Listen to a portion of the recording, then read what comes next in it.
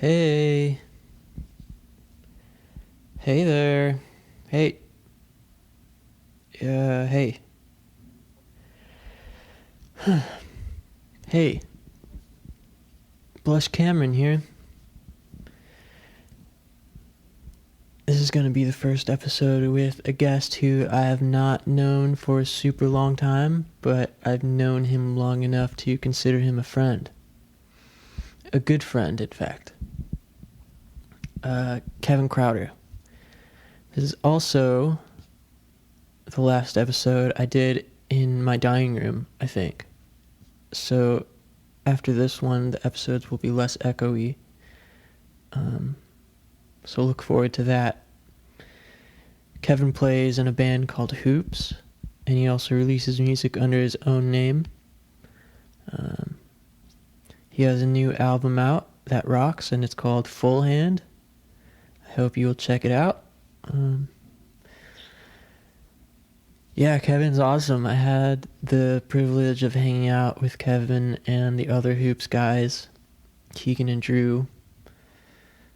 I had the privilege of hanging out with them a couple months ago. I went out to New York City and saw Hoops play to a sold-out crowd, actually. It was a reunion show. They actually played 2 nights, I think. No, I know. They played 2 nights in a row. And, yeah, I went out the first night, hung out with them, and stayed the night. And then my band had a show, actually, the next night in Brooklyn. So my band drove out and met up with me there, and we played the show. And we actually ended a little early, and Hoops went a little late, so we got to go see them play again, and I saw them play twice in a row. And it was really awesome. You know, Hoops is so sick, and their new material rules really hard. And yeah, the next week, about a week later, they came to Philly to shoot a video. So we got to chill for the whole weekend while they were here. They stayed at my house. We played PlayStation and drank beer, and it was a great time. I don't know, dude. It's like, I just really appreciate vibing with people and finding people who are on, same wavelength and just share the same perspective and, like, same sense of humor and everything. It's like the feeling that you've been friends with the person for years, even though you've just met. And that's how I feel with Kevin and Keegan and Drew. And, yeah, so it was great to have Kevin on the podcast, to talk to him. He had a really interesting upbringing that we got to talk about. So, yeah, I hope everyone enjoys the conversation. Please remember to follow me on social media at Blush Cameron on everything, including Patreon, where I will be uploading solo episodes where I talk about things related to me and talk about movies and games, and I also will upload songs, demos, B-sides, etc., etc. I think that's it. Thanks for listening, guys.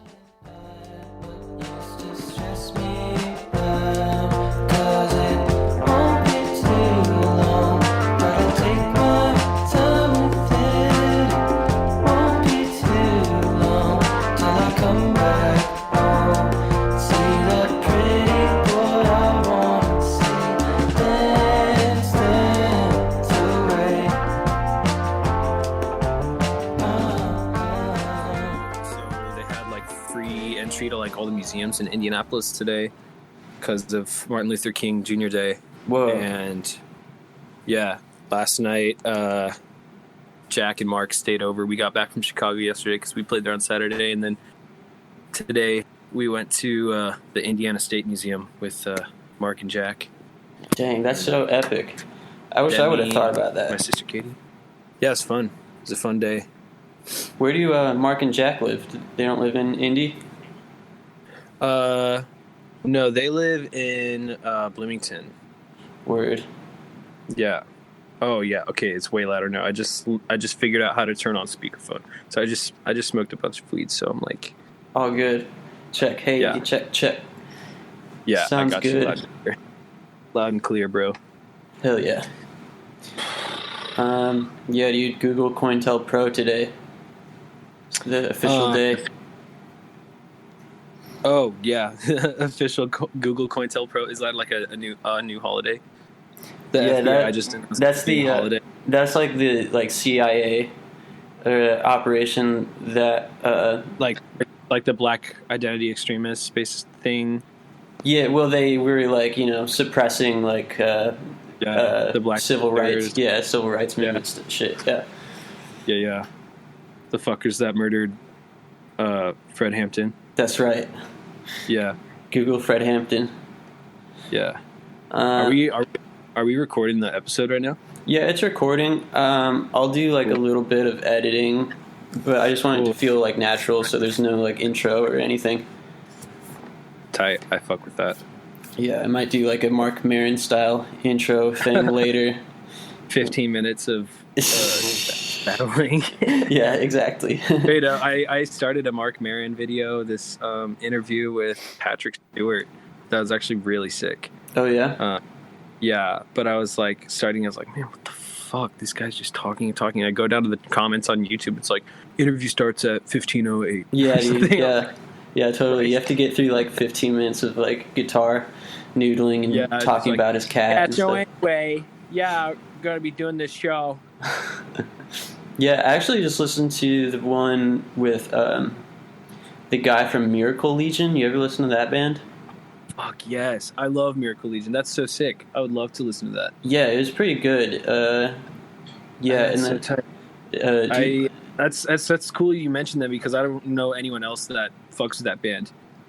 I think did you post something on Instagram, your Instagram story, a Miracle Legion song? I might have. Because I think I may have remembered seeing one. I was like, yo, what the fuck? I don't know anyone else that fucks with them. Yeah, I only know them because of Polaris. Right, yeah. That's same with me. Did you watch Pete and Pete growing up or anything? I mean, I have vague memories of it as a kid, but I just came across Polaris because of that band fucking Terramellos. What? You remember that? Yeah. That, like rock band. They did a cover of the intro of Hey Sandy, and I was like, this is a cool song. And I looked up the original. I was like, damn, this is actually dope. Like, definitely cooler than the Terramellos version. Yeah, that's crazy. I didn't know about that. It's kind of cool. They mix in God Only Knows by the Beach Boys, like in the bridge section. It's pretty funny. Weird. It's a pretty cool band. I don't listen to them anymore. They were pretty important to me back in the day. Were they? Oh yeah, I had a huge math rock kick.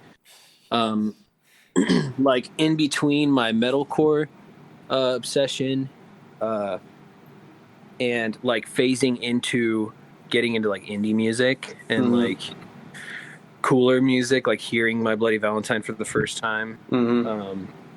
Through that transition I was listening to a lot of mathcore, a lot of math rock shit. I had the same thing of like when I was like, I don't know, 17, like growing out of the metalcore and getting back into like the indie stuff, and like it was mostly like the math rock that kind of helped me out of that phase. Yeah, math rock was it's kind of like being on methadone or something.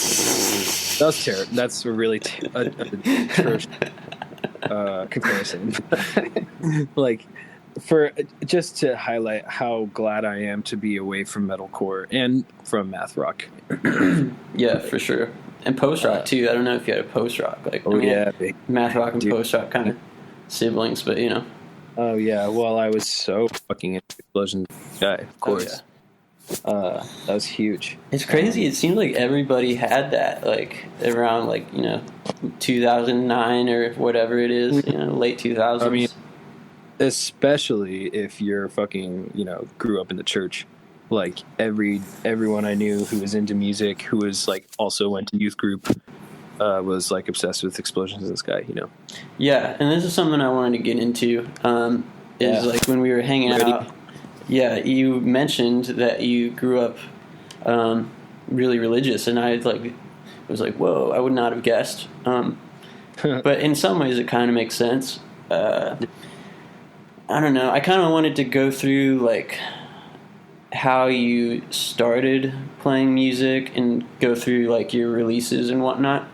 Cool. So I don't know. I guess like first of all, was your whole family religious, or like can you kind of expound on that? Yeah. So my extended family is like pretty religious, you know, typical, but not really fervent. My immediate family, though, like my parents, the way they tell the story is they were both like a young married couple, and they like had my first two siblings. There's 7 of us. So oh shit, I didn't know that.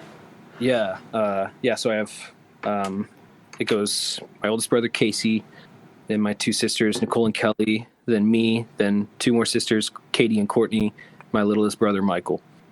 Wow. Yeah, big fam. But yeah, when Casey and Nicole were babies, my parents were like not really going to church and stuff, and then they said they went to some friends invited them to like a church service, and they had this like sort of intense like awakening, and my mom started taking us to church all the time, and started homeschooling all the kids, and it was cool. I mean, like she she was never like a really nutty kind of like Christian homeschool mom, you know. She definitely had her moments back in the day of like certain theology that she was into that was like kind of weird, but like for the most part it's just like really pretty normal upbringing. And like we were homeschooled, me and all my siblings. Oh, my cat's scratching on my chair right now. Anyway, we were homeschooled until high school, and my mom got us involved in like community theater pretty early on. We started my mom and my dad started sort of volunteering with this theater group in Carmel, Indiana, where we grew up. And so my dad would, help build all the sets and stuff. And my mom would work on like in the costume department or whatever. And we started kind of being a part of it and like making friends with other families through that. And so from that point on, we were like into music stuff, performing and, being goofy, whatever. Like we tried to do some homeschool co-ops back in the day. That just like totally did not work. Like we were, not that kind of homeschool family by any. What is a homeschool co-op? So it's basically like a lot of homeschool families will come together 2 to 3 times a week, maybe even once a week, depending on, it could be anything, but you come together and take classes together, So there's sort of like this just like semblance of a school, a small school meeting.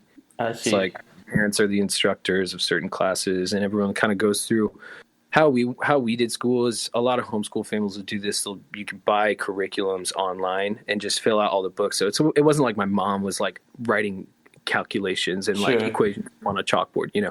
My mom would sit with us and help us work through our own personal workbooks, where we would like have a lesson and then kind of books that you get for like language classes in high school. You read through it and then like work through the whole book. That's basically what we had all growing up. Our subjects were just books that we worked through. And then when you go to like a homeschool co-op, you can kind of like everyone buys into a curriculum together or whatever.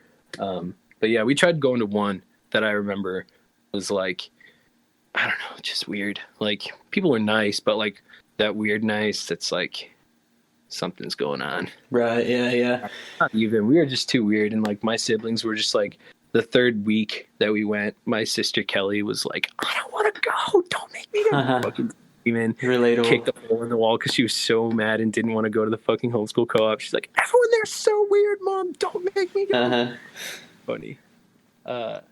Yeah. So So you tried to do the co-op thing while you were doing. This was around the time you were doing like the theater production stuff. Yeah, we start doing musical theater and stuff, and then like, I don't know. My older brother Casey, he's 6 years older than me. When he was in like junior high, he like stopped caring about doing musical theater and stuff like that. And like got a guitar, started taking guitar lessons. And from that point on, when he got a guitar, I was like, oh dude, guitar is so sick, because I was like, my brother is so cool. Hell yeah, dude. And so like he would be playing guitar and I'd like watch him play guitar and be like, oh, I wish I could do that. And also at the time we, he got LimeWire and started getting into all this shit, some of the first shit we listened to was like Sublime. He got really into Sublime early. Hell yeah, dude. Same here. Yahoo. He was really into Dave Matthews Band, shit like that. And that was like the first like secular music that I like really got into. Wow.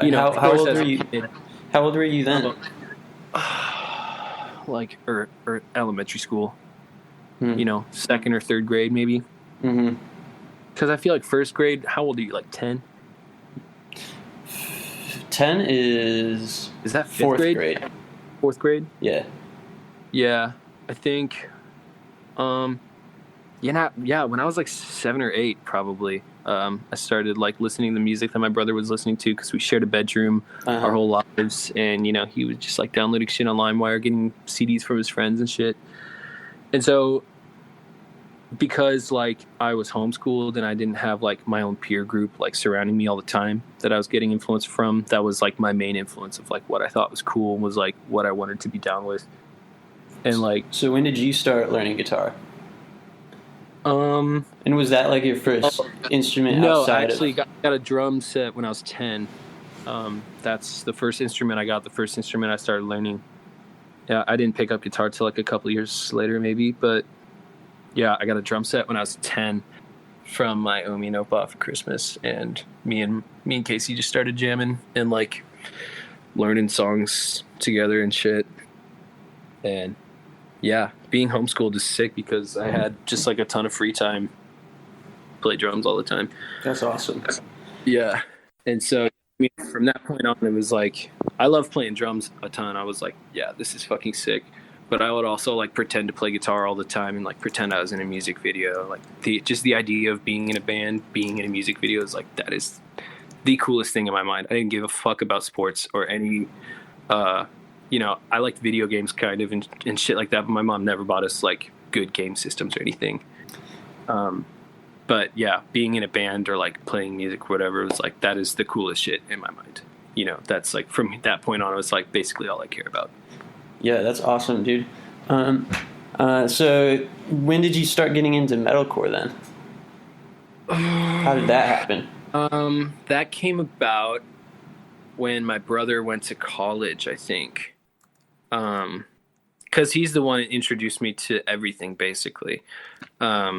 He like came home from college one day, like one weekend was like, I think I was in 6th or 7th grade at that time. And I knew of it. I knew of like Christian metalcore because me and Keegan had actually, by 6th grade, me and Keegan had met at church and started our first Christian rock cover band called The Pursuit. Sick, dude.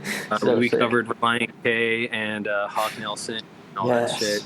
Played at our church in our youth group and stuff. Pretty fun. My sister Katie sang lead vocals.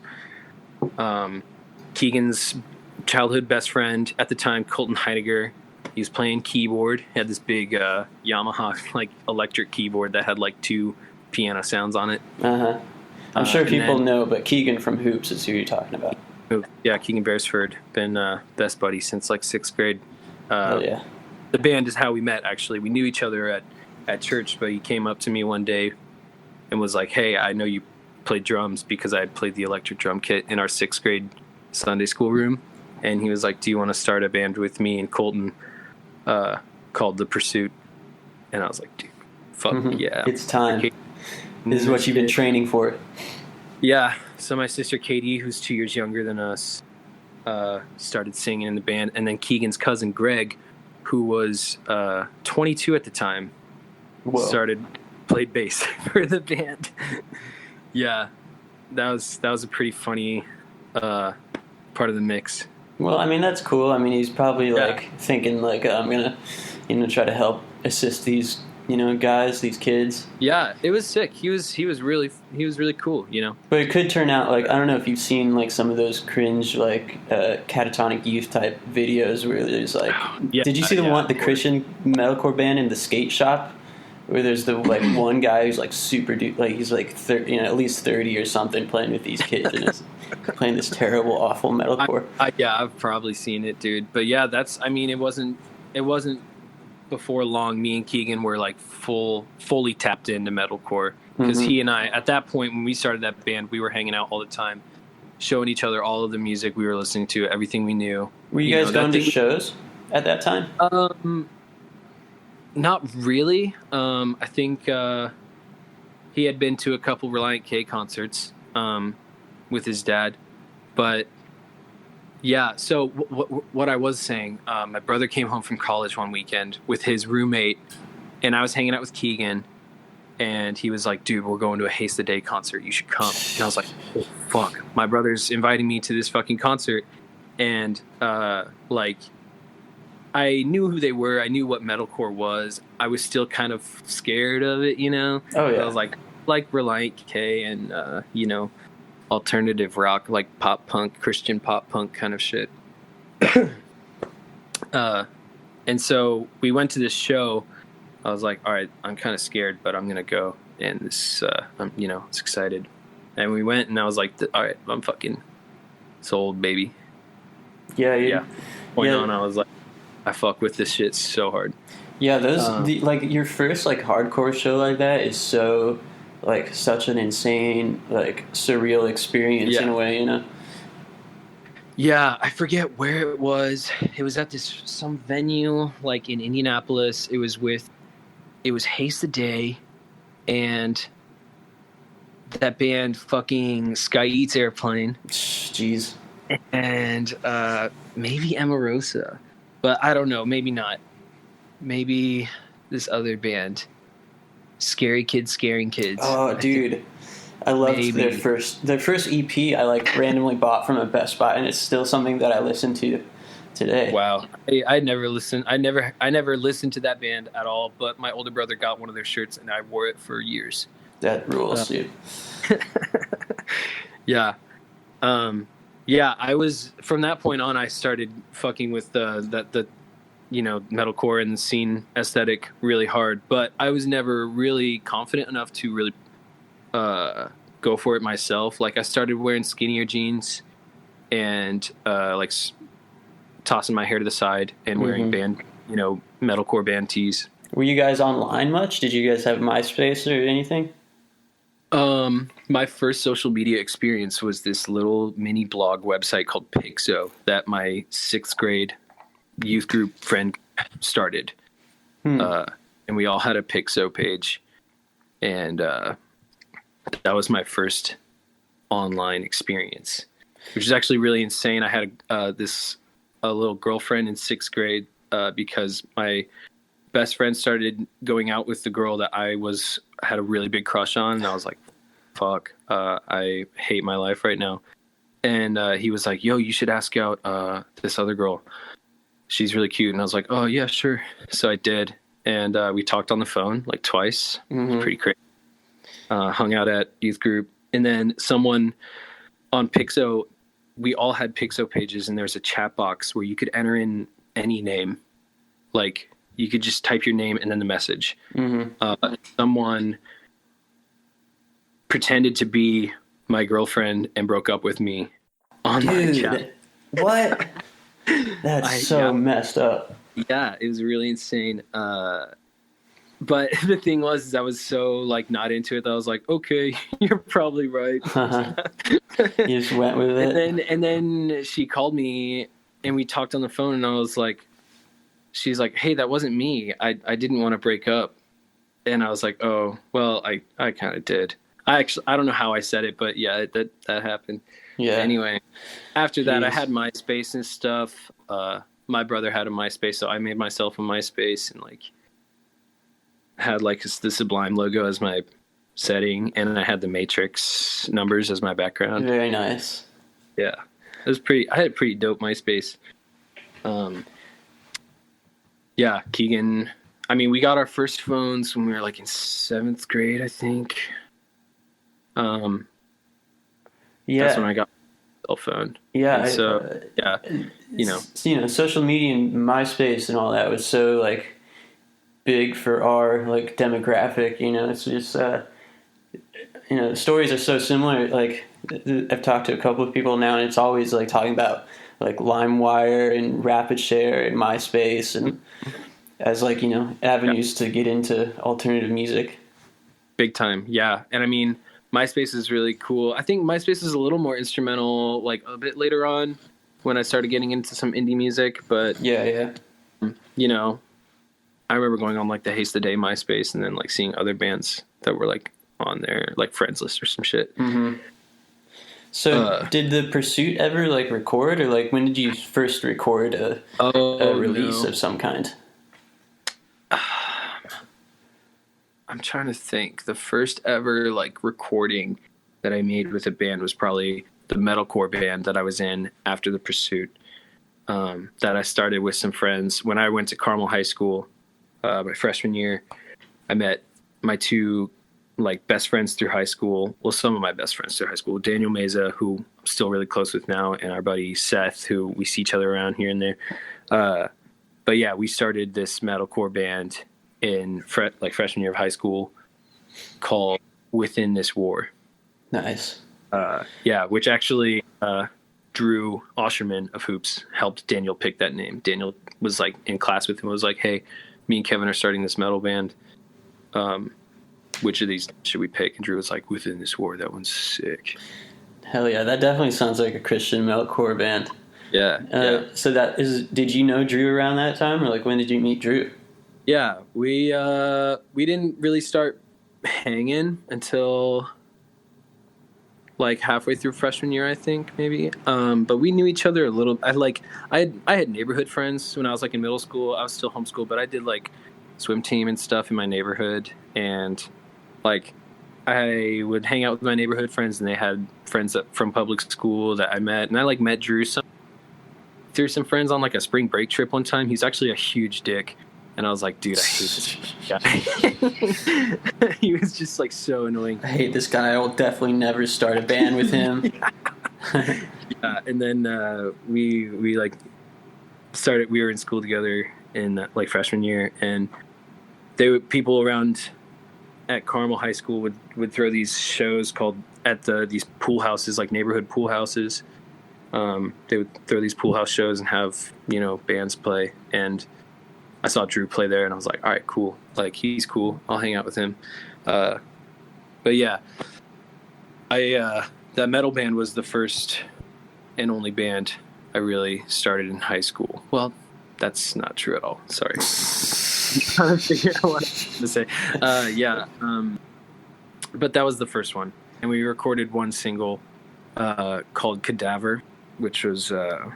we recorded it with this fucking guy, like in the fucking like corn country, like 45 minutes north of Carmel, like in some fucking like not farmhouse, but like some house in the middle of nowhere. He like recorded metalcore bands, and most of them were from like corn country anyway.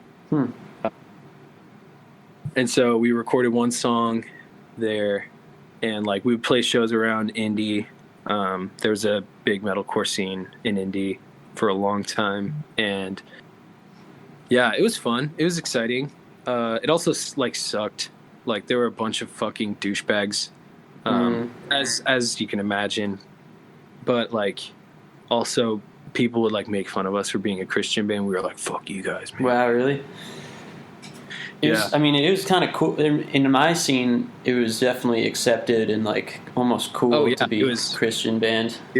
Yeah, which is so funny. Like, yeah, kind of, I don't know. There's like this total pushback from like the sort of garish, hedonistic, like rock image that I think like early metalcore coming from the Christian side of things, being like, oh, we can be sensible, we can have a little more, I don't know, just this weird self-righteous attitude that underpins everything, which I imagine, like, you know, comes from, like, I don't know, like early hardcore, just people being angry about whatever reason. Mm-hmm. But, you know, filtering that through like a Protestant evangelistic point of view is truly fucked, and it's like a really funny occurrence in that I was very much part of and very heavily bought into, you know. Yeah. What year did you graduate high school? 2013. Yeah. Okay. And then you released Magnolia in 2015. What was happening around that time? Between like graduating, I don't want to skip over anything, so if I'm missing something, let me know. But like between graduating high school and recording Magnolia, what was going on in your life then? Yeah. So I wasn't really doing a whole lot. I was in college at Ball State. I went to Ball State right after graduating high school. I went to Carmel until my junior year, and then my senior year I went to Heron High School. But junior and senior year is actually when me and Drew and Keegan started Hoops with our best friend at the time.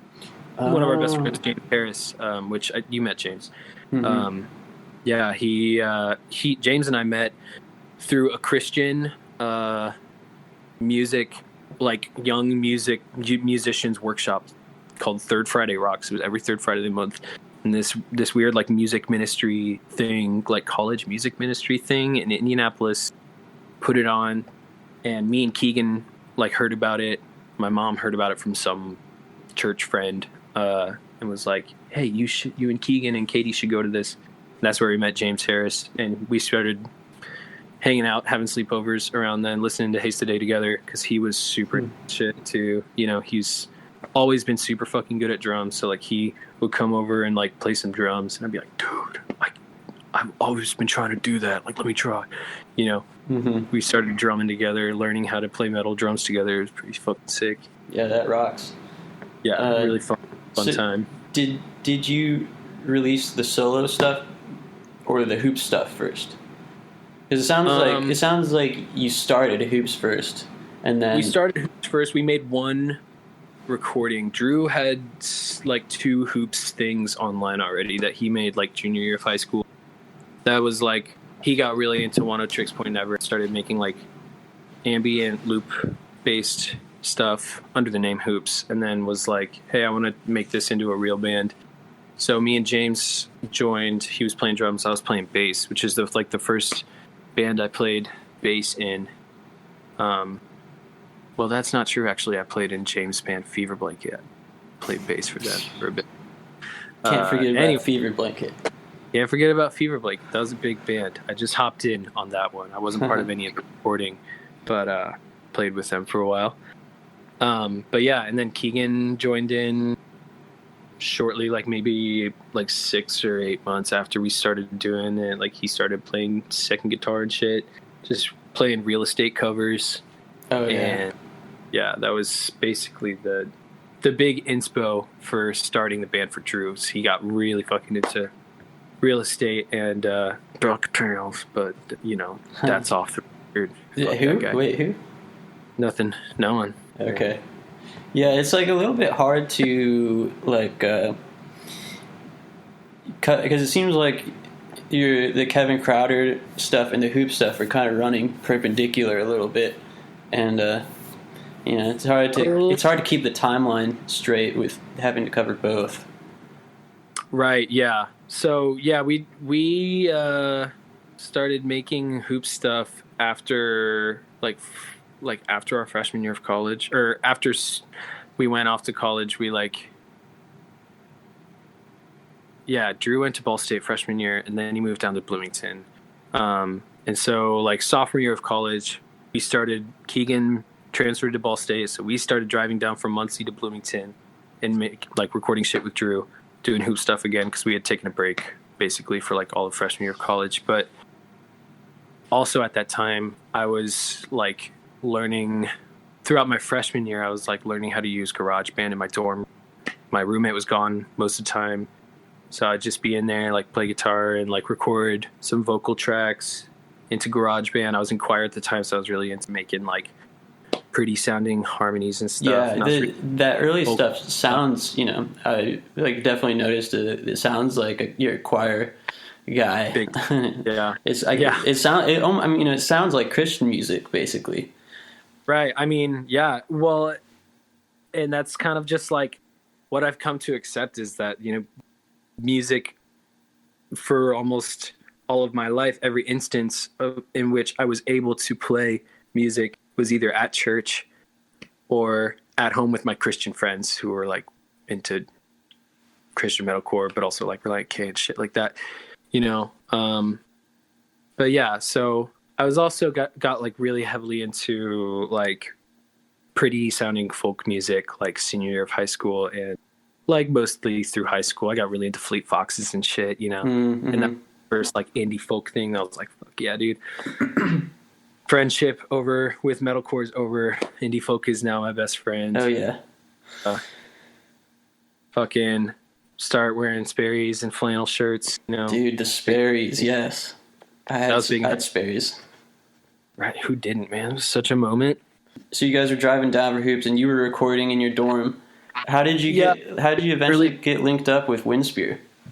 I started posting my shit on SoundCloud, the little demos that I was making, like pretty little songs, and people were like, "Hey, these are cool." I was like, "Oh, that's tight." I didn't think they would be like people would be super into it. I was just doing it. And then when we started playing Hoops shows, that's when we met Ben Whitkugel, who was living in IU at the time. He went to IU, and Ben, he's the was just Windspear. like, he's Windspear, yeah. And he was just around all the shows that we were playing. He was like hanging around the same peer group that were going to house shows in Bloomington early on, when we were all there. And I was at school, and one of my friends at school was in a recording arts program, my friend Joe Trinity. And he was like, "Hey, I need to do this project to record like 4 or 5 original songs from an artist. And I've been hearing your SoundCloud stuff. Do you want to like," we were in choir together, so that's how we knew each other. And he was like, "Yeah, I'll record all your shit for free. And you can keep it all. I just need to do it for my like final project." So I did it. And then like I was chatting with Ben Whittle, and I was like, "Yeah, I'm about to record a bunch of my songs with this guy at my school who like works in the studio." He's like, "Oh, tight. Let's make a tape if you're down." Fuck yeah. So that was actually before we released any Hoops tapes, I think. Cause like maybe 6 months later we put out the first Hoops tape. Or no, we put out tape 2 because the first one Drew did on his own. Oh. But I'm not entirely sure of the exact timeline of everything, of like which ones came out first. But yeah, basically that all happened around the same time. And then a year after that, after Magnolia, we were working on like the Hoops EP that we did for the first thing we did for Fat Possum, and I put out Changes that's like that spring. Changes is the second album. Yes, second EP that I did. Okay. Yeah. With the same guy at Ball State, it was the same deal. He was like, "Hey, I've got another final project this year if you want to do another EP." Like, nice. Yeah, it's crazy how like circumstantial all this stuff is. Like just like, you know, meeting Drew and Keegan and James and everybody just like through your regular, you know, life at school, and then meeting Ben just because you guys are going to the same shows, and like how these connections have, you know, stayed relevant to you guys. Really wild. It's really cool, and I consider myself extremely lucky to be able to like meet up with everyone how I did. Like there was no point where I was like trying to be a solo artist, you know. Yeah. We were trying to make Hoops happen, like all the time, basically. You know, just like always putting shit on YouTube or whatever, like just trying to play whatever show we could. But when I was making my shit, I was like, you know, this is just what I'm doing on my time. And Yeah. I wasn't like, I want to be a solo artist. Right. Get my name out there. But, you know, I guess I did in a small way. Yeah, I think anybody that, like, you know, puts their music out there, you know, deep down wants it to be heard on some level. Yeah, for sure. I mean, I wanted to be in a band and be playing shows and touring and, you know, if that meant being just in the band or like being a solo artist, like I was like, you know, I'm kind of down for either. But so when did you go on your first tour? The first tour that I ever went on was a Hoops tour to we went to New York and back.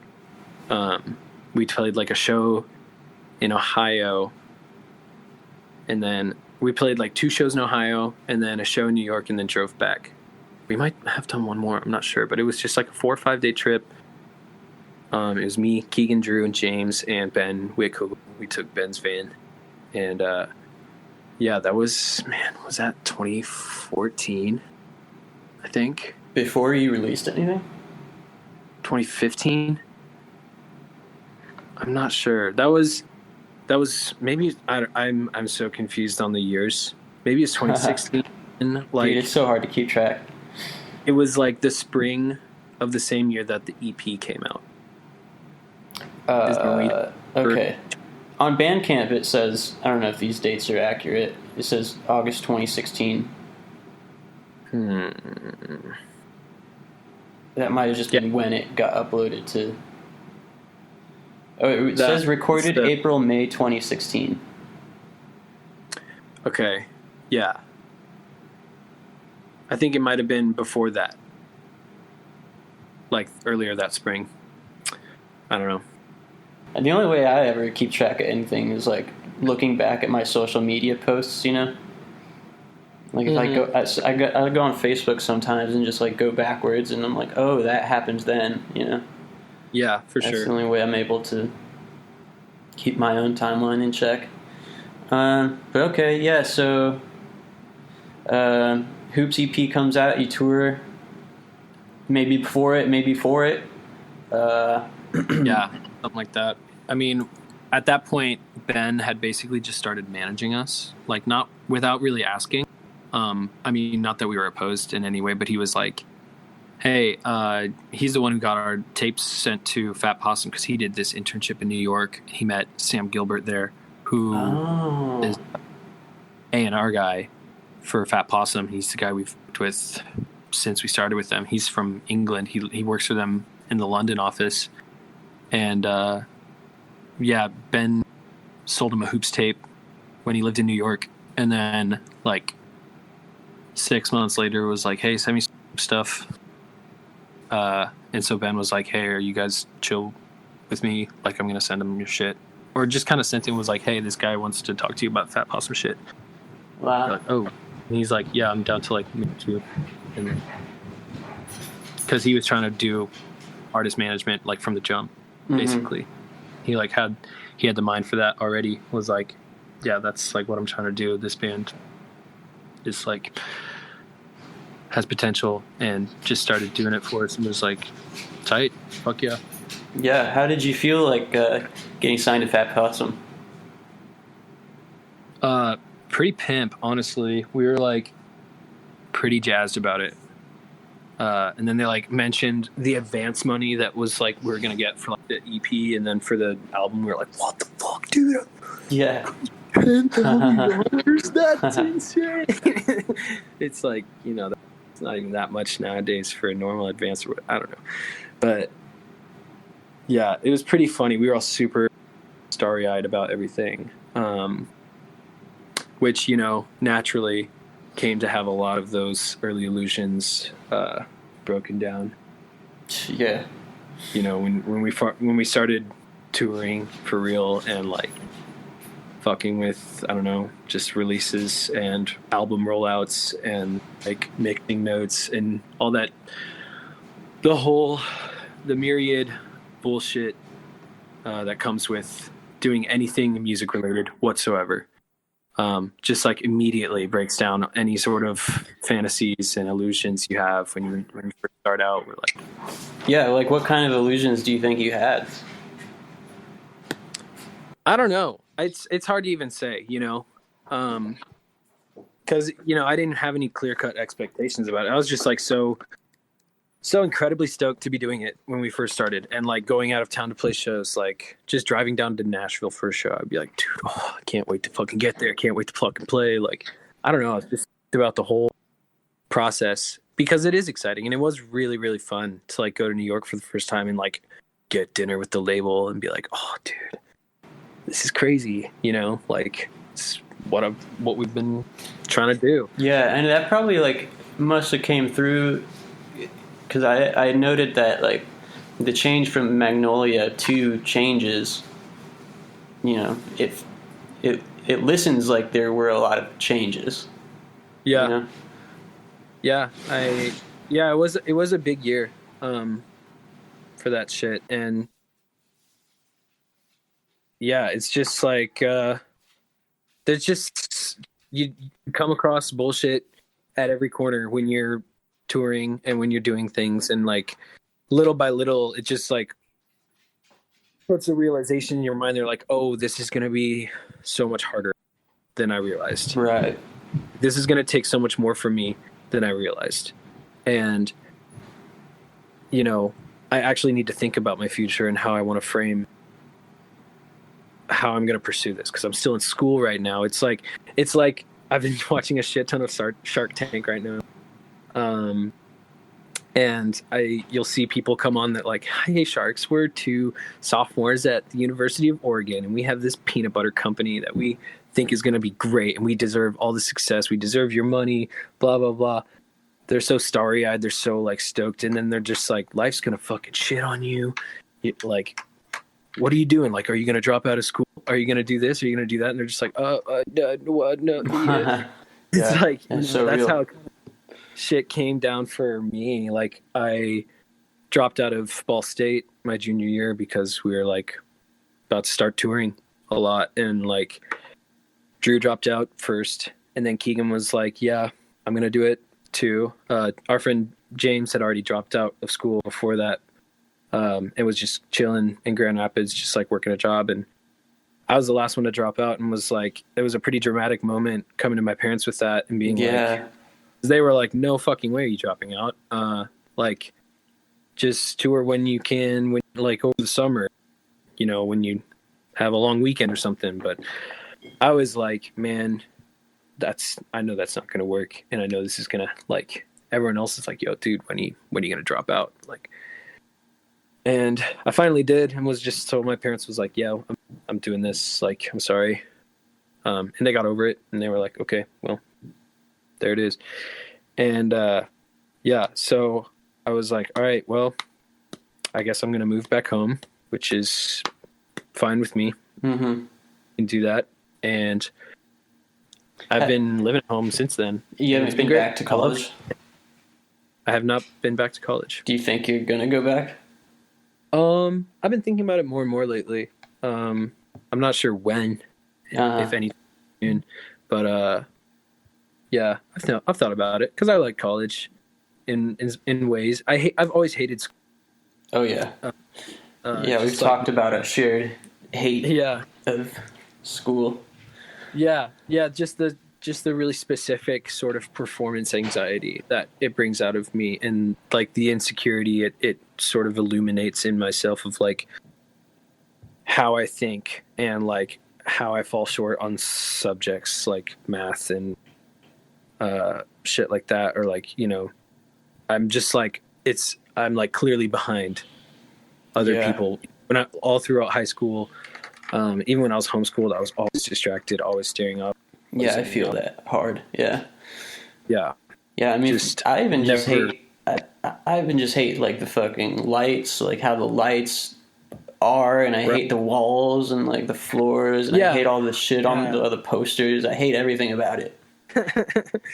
Yeah, I feel you. But I mean, there was a part of college that I liked was like meeting cool professors and learning some actual like sort of esoteric knowledge that I would not be getting otherwise. And it's like, oh, this is cool. And like, I feel like my brain is kind of actually growing and, you know, like I'm actually learning how to think critically and whatnot. And, you know, I still like reading a lot. I try to read as much as possible, even though I don't have time. Right. But Yeah. I try to stay educating myself and learning as much as I can. And, you know, Yeah. Learning is sick. I will say. learning is very, very sick. And yeah, you don't need school to do it most of the time. But I think there's part of me that would maybe one day like to go back and be part of that element, that sort of academic element again. But Do you have any like? Have you thought about what you want to do like when the music stops, if it ever does? stops, man, possibly go to school and, you know, start writing and researching and reading more. I don't know. I think I could get into that once I'm older and a little boring. I don't know. Maybe be some kind of academic, something like that. That'd be cool. There are Cool certain vibe. things that, you know, when I was in school for organizational communication, and I liked the communication studies program, and like I was in cool classes like this class called Persuasion, which is like a study of all persuasive tactics employed in whatever means necessary, not necessarily just manipulating someone, but just like advertising and communication, like just a really broad sense of the word. And I was in this other class that was like rhetorical criticism, which was really interesting to me, like criticizing how messages are portrayed and like what methods are employed in their communication, and how you can critique that and how you can measure it up with the substance, like the subject matter. And that was shit that I was like, man, that's cool. And I could see myself really digging into some research and like publishing stuff at some point, and maybe getting back into writing a little bit, which I was never super into, but there was part of me that really liked writing. Yeah. Well, I mean, speaking of writing, how do you like approach your songwriting? Like, how is it? Do you have like a flow chart for it, or like? Because I kind of have like a little bit of like I always start on guitar basically, and like write the vocals as I'm like, you know, doing the chords or whatever, and then build off of that. Do you have something like that? A process? Most of the time I'm just kind of making sketches of a guitar part that I mess around with and record it on my phone, or some melody thing that I get in my head, record a voice memo, or if I think of some line of lyrics that I'd like to put in a song, I'll write it in my notes app. And or like, I don't know, just kind of mess around until I have enough like sketches to sort of have a revolving sort of like set of sounds in my head that I sort of think about throughout mundane activities, like being at work or, you know, running errands or doing whatever, that I can be like, you know, how can I just like keep this little bit in mind and then keep working it out in my head and like come back to it eventually. And I don't know, that's usually how it happens. So every once in a while I'll sit down and write a full song. Interesting. Like once in a blue moon. But for the most part, it's just small little bits strewn about for months at a time until they come together in some weird way. Like, do you piece them together, or do you just like keep like building on them? Both, you know. Sometimes I'll have like different sections that I'll just kind of push together as a full song or something, or just take a sketch idea that I have and just build on it like in the moment until I have something like sort of fleshed out, I guess. That's interesting, because I feel like you got the vibe of someone that sits down at the piano or with like a guitar and like write out the song, you know. So it's interesting to hear you kind of. I mean, sometimes there are times when that sort of inspiration will hit, or that sort of creative like mode kind of hit, and I'll be like sitting at a piano and thinking, like playing something that I have a quick instinct to expand upon. But sometimes I'll be sitting and playing something that I don't have a quick instinct to expand upon, so I'll just leave it. So do you bring those pieces into like the studio? Mostly I'll try and have songs fully written before I go to a studio. I see. A couple of times, like on my last album and this new one I'm about to put out, there were a couple that were like very much just sketches that were fleshed out in the studio, and they're probably my favorites, just because they feel the newest or whatever, or the most like organic, maybe like in the moment. How did you guys record the original Hoop stuff? On Drew's tape machine. We were recording just straight to tape, like 4-track. And then the EP we recorded, the Hoops EP, the first release on Fat Possum, we recorded on like I think just Logic.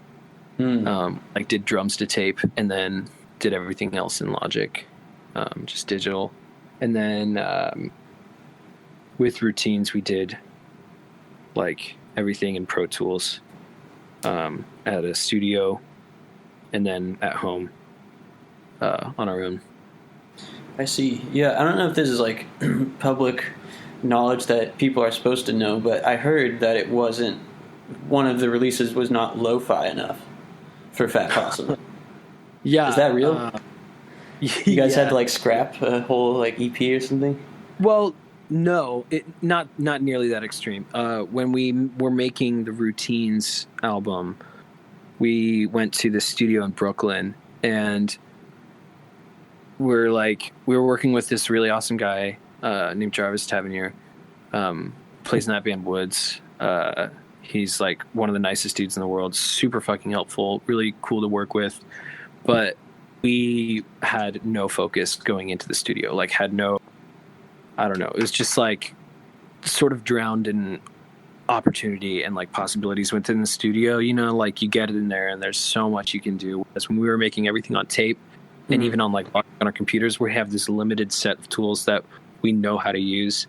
We got in the studio and we were like, we don't even know where to fucking begin. So we just started recording shit and we're like, all right, just kind of let Jarvis take the reins and be like, yeah, set it up and we'll start recording it. But like, he would set it up in a way that we were like, man, this would be nice to sound if it sounded different. We have no way to suggest that, like, no, and we don't really know how to communicate with him. Right. But he was really best trying to figure out what we needed, and we got these rough mixes by the end of, we were there for like, we spent 1 week there and then went back home and then went back again for another week, and by that time had rough mixes for everything that were like completely unmixed, basically just tracks, like just track. And Fat Possum, like we were gonna let Jarvis, or no, we were gonna let this other guy mix, I think, I forget who, but Fat Possum heard the rough mixes and we're like, actually we kind of want you guys to do everything. We want it to sound more like the EP and the tapes, because this is too clean, like it just doesn't feel like the sound that you guys are best at and what you do best, and it sounds like you guys kind of agreed. I mean, kind of. We were also like, dude, it's fucking, they're not mixed, like I see. But I guess their line of thinking was like, before we'd rather bank on something we can trust rather than sending it to someone else and not getting exactly back. But I don't know. Yeah, so we redid a lot of shit. We kept a lot of what we did from that studio. I think like all the drum takes that we did at the studio we kept. But we redid basically everything at home. Wow. And fucking drove ourselves insane getting this album done.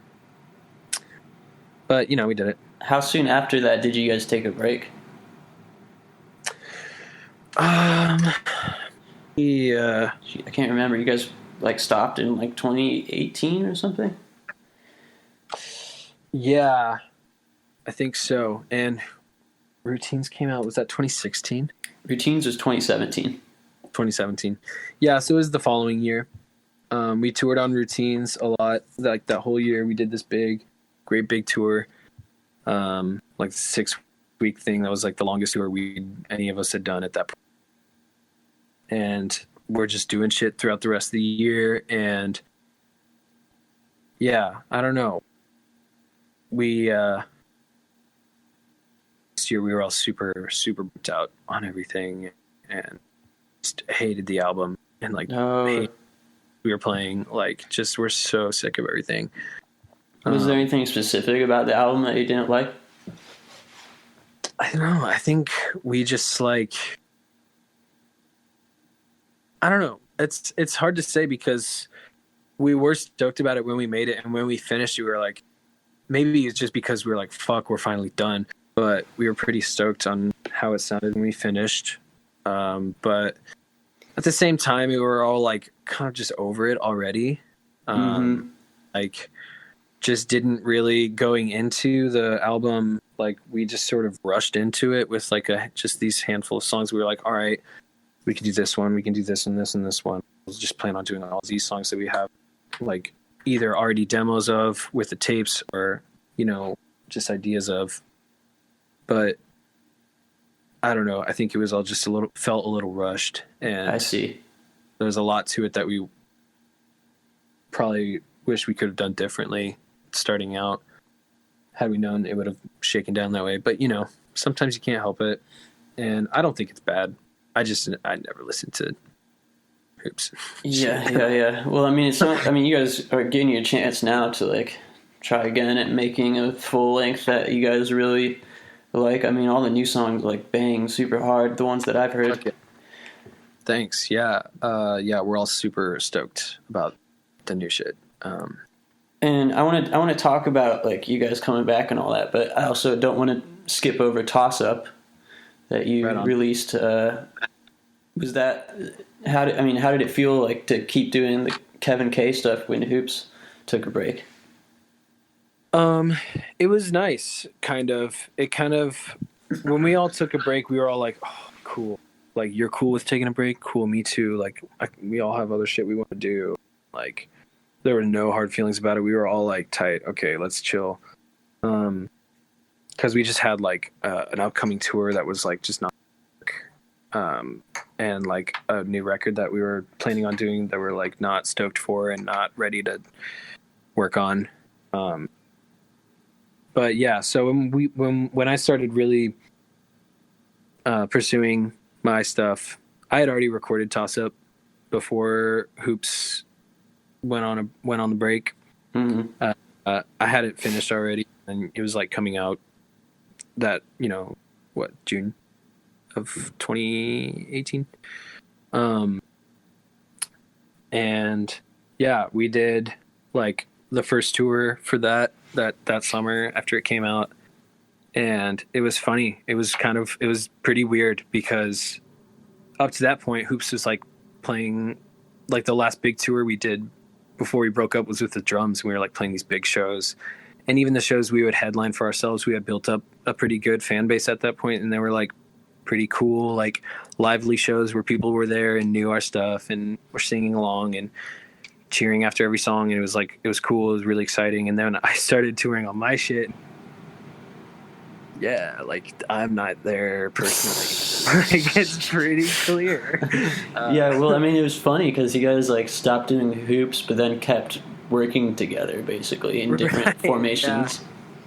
Yeah. Keegan and Jack were in the first formation of the Kev band. And then Mark started playing with my band as well, and Drew was playing in my band for a minute as well.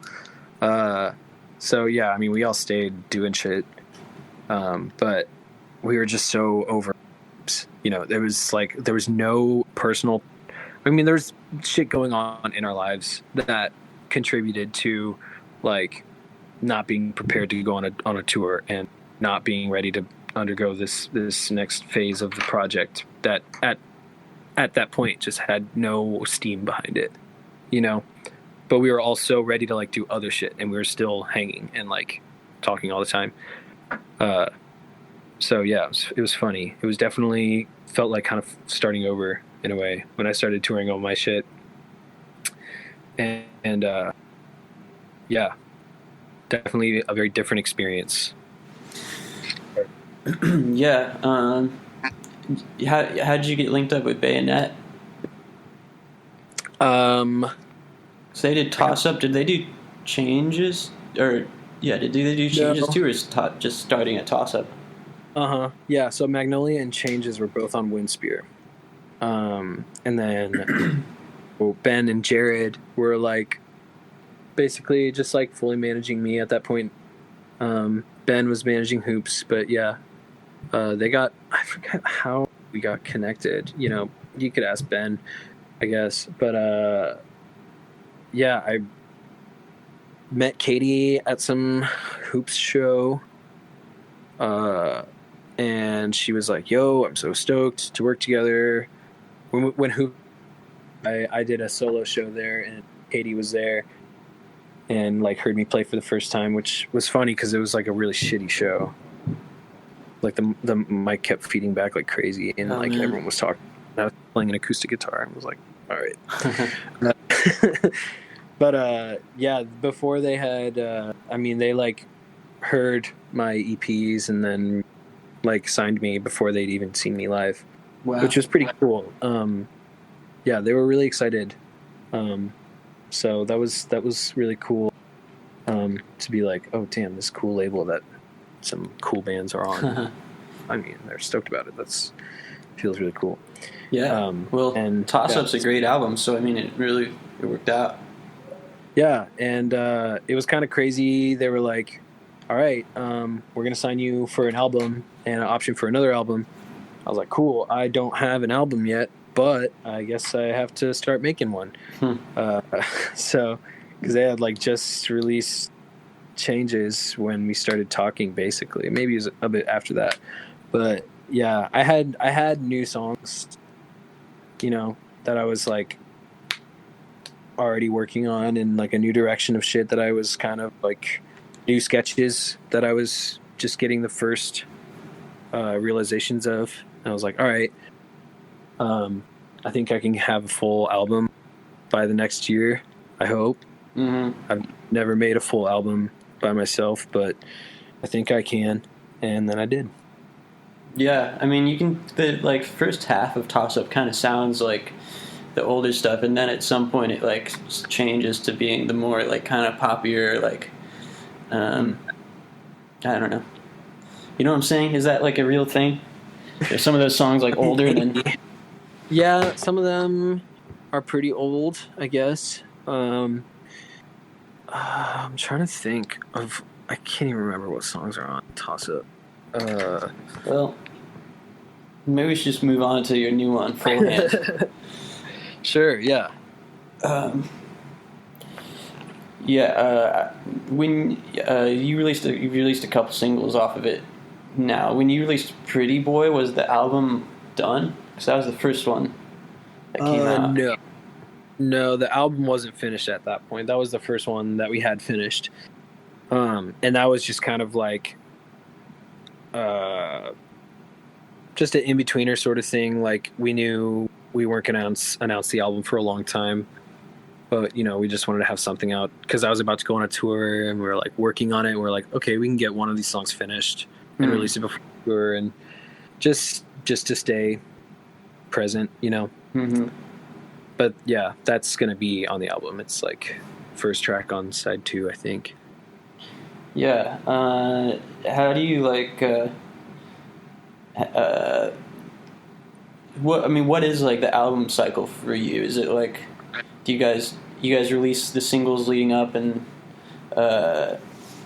tour off those? I mean, I guess it's just like a normal cycle. Yeah, basically. But I don't know. It depends, you know, because I haven't done any like headline tour yet. I like did like a couple like support tours, and we're like sometimes trying to be a single out before that tour, and you know, just you got to like get all your ducks in a row, like artwork and shit like that. Yeah, all that stuff is so hard, dude. all the minutia. Yeah, it's so hard to keep track. Metadata. So it's going to be out February 28th. Correct. Hell yeah. So what about the new Hoop stuff then? When is more of that coming out? Probably not till like probably not till like the fall. Yeah, we still have a long ways to go on that. Not too long, but we're gonna be recording that more in February. Actually, we're going back to the studio. Word. And it feels good now. Yeah, it's definitely the early stages, and like listening to the rough mixes we have now, is like there's definitely a lot I want to change and work on, but it's looking good so far, and I'm like stoked on all the songs. I think they're gonna turn out really sick. Yeah, how were the comeback shows? How did it Really feel? fun. It felt great, man. Playing together was so fun, especially playing the new songs. Like, so fun. And we had our friend Paul, Paul Cherry, playing with us. Yeah, I should talk to him too. I should get him on here. Oh, for sure, he would love it. But yeah, it's been sick, and people have been really stoked about the comeback. We sold out that first show we played in New York, which was pretty crazy. Felt pretty rock star pimp mode. Yeah, dude. I was fortunate enough to be there, and that was like a pretty epic crowd. Do you get nervous about playing in front of a crowd like that?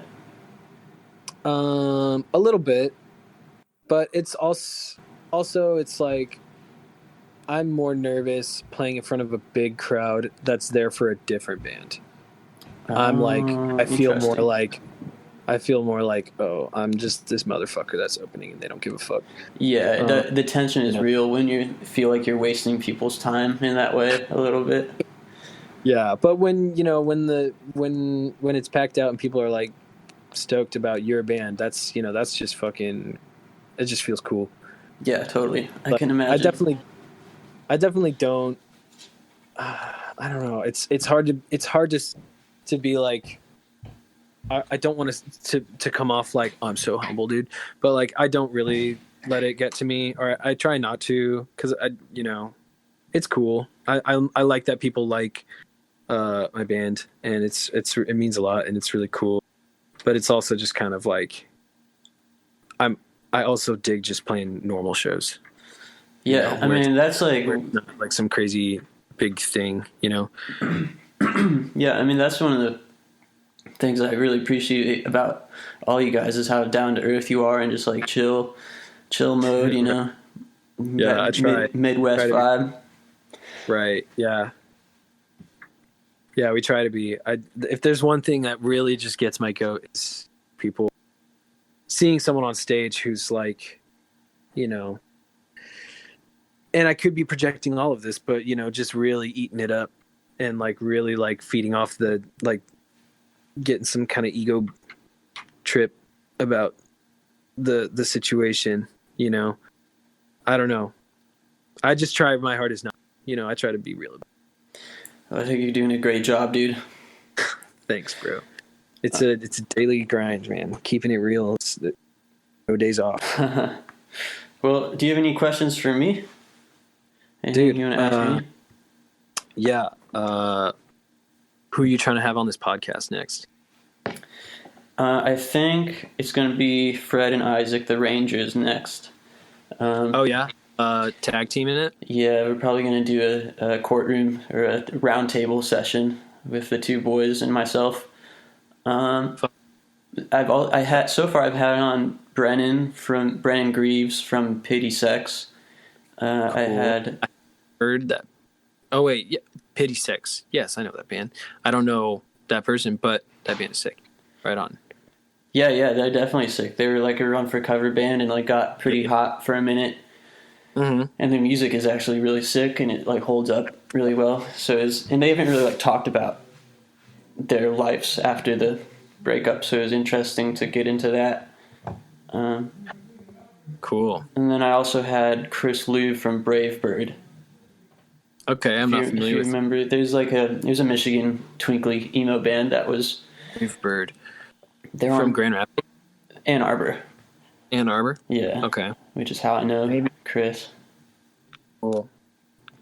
So yeah, then you are the third one, and then gonna have the Rangers. And do you know Absinthe Father? Yeah, I think I haven't met them, but we've interacted on Twitter, I think. Yeah, probably. They're pretty cool. I mean, they are very cool. They're really nice, and Yeah. gonna have them on. Tight. Yeah, I got a big list of other people to reach out to. Cool. Yeah, this has been cool. I hope I wasn't too boring. No, dude, I super appreciate it. I mean, I don't know what people want to hear, and I don't think it matters all that much. I mean, especially starting out. It's like, I don't know how to do this or what I'm doing. But it's more so about just getting it started, and I really wanted to start first with like friends, you know, and like for sure. So I really appreciate you coming on and like bearing with me as I am asking you random questions or whatever.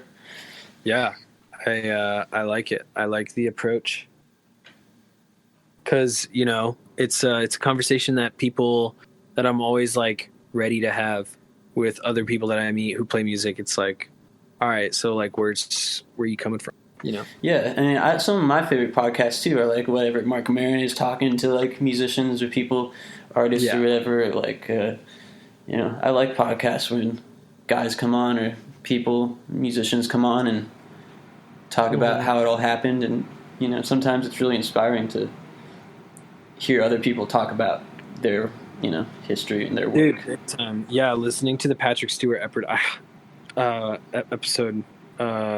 Patrick Stewart interview with Marin is really sick. I highly recommend it. It's very inspirational.